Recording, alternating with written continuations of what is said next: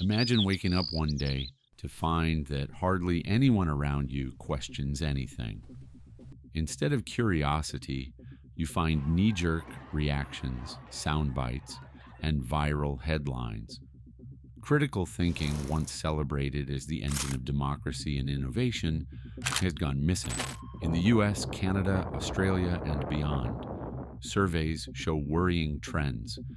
In the United States, daily reading for pleasure has plunged over 40% in 2 decades. Every demographic reads less than before. And a 2025 Canadian poll reports 3 in 4 university students now use AI for homework, nearly half feeling their own critical thinking skills slipping as a result. This is no accident. The modern Western world is noisy, fast, and overloaded with information. As neuroscientist Daniel Levitin observes, we absorb 5 times more information each day than we did 25 years ago. Smartphones, news feeds, and notifications bombard us relentlessly. Algorithms on platforms like Facebook and X, Twitter, have learned to feed us what keeps us scrolling, usually content we already agree with. In practice, this means we're herded into echo chambers where beliefs bounce back at us and real debate vanishes. Faced with endless streams of posts and headlines, most people take the path of least resistance. We skim, we trust quick answers, and we Google it and forget it without digging deeper. As one recent analysis puts it, when confronted with endless options, many people opt for the path of least resistance, trusting headlines, skimming content, and accepting popular opinions without scrutiny.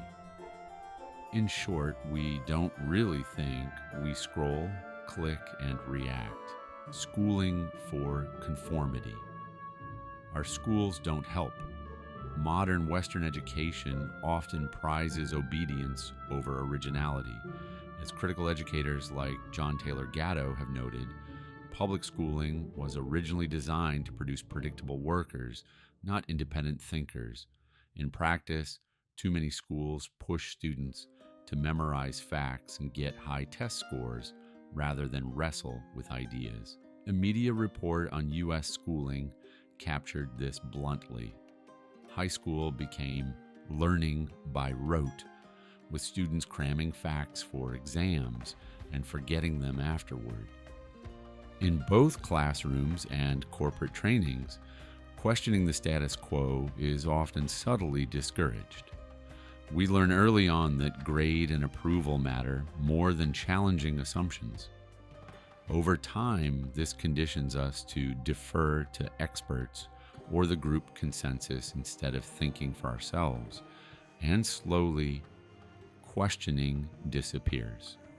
Emotions, identity, and tribalism. It's not just technology or schools, it's also psychological. The information age has amplified emotional reasoning and tribal identity. Political and cultural discourse in the West has grown deeply polarized. Instead of listening to evidence, many people now align with an ideology or a tribe and measure truth by group loyalty. As one analysis observes, public conversation has become us versus them, where loyalty to one side trumps objective analysis. Social media accelerates this. Platforms reward outrage and sensationalism with likes and shares. Posts that trigger anger or fear get more attention, teaching us to value heated emotion over calm logic. Over time, we fall into a feedback loop. We trust what feels right or what our friends share, and dismiss anything that threatens our identity. The consequences are profound. When facts conflict with our team beliefs, we often simply double down or disengage. Psychologists call this confirmation bias, our brains defending a comfortable narrative, not the truth. Even smart people can fall prey. Irving Janis's classic research on groupthink showed that cohesive teams can make disastrously bad decisions simply because dissenting voices were silenced. History is full of examples, from Pearl Harbor to financial bubbles, where everyone around us nods along. So we stop questioning and accept slogan. In the US today, trust in information sources is cratering. A 2025 Pew survey found only 56% of Americans say they trust national news organizations, a sharp drop from past years. Trust in social media is even lower. As trust erodes, people turn to the echo chamber or conspiracy that feels comfortable. The media and the death of nuance. Traditional media aren't immune either. Many outlets now focus on clicks over clarity. Sensational headlines and sound bites drive web traffic, not deep analysis. Reporters and pundits are often under pressure to simplify complex issues or stoke outrage to get attention. The result, the average person struggles to tell fact from spin. Meanwhile, our attention spans and reading habits are changing. Neuroscientist Marianne Wolf warns that our brains are literally being rewired by skimming digital content. Online, we flit from tab to tab, and we rarely sit down to read a complex article or book cover to cover. But critical thinking requires sustained focus. If our default is flipping between memes and headlines, we lose the ability to dig into an argument. This is seen in data. Americans spend less time reading books, articles, and even social posts. In fact, a 2025 study found U.S. adults' daily reading for pleasure declined by about 40% in 20 years. Australia shows similar declines in leisure reading. Without regular deep reading, our minds lack practice in empathy, inference, and critical analysis. Breaking the spell, rediscovering thinking. So where do we go from here? The cure is not mass panic or slogans, it's to start thinking again. That means asking better questions and slowing down before instantly liking or sharing something online. And ask, who benefits from this message? What assumptions am I making? Have I seen a strong counter-argument? Ultimately, critical thinking is as much a moral choice as an intellectual skill.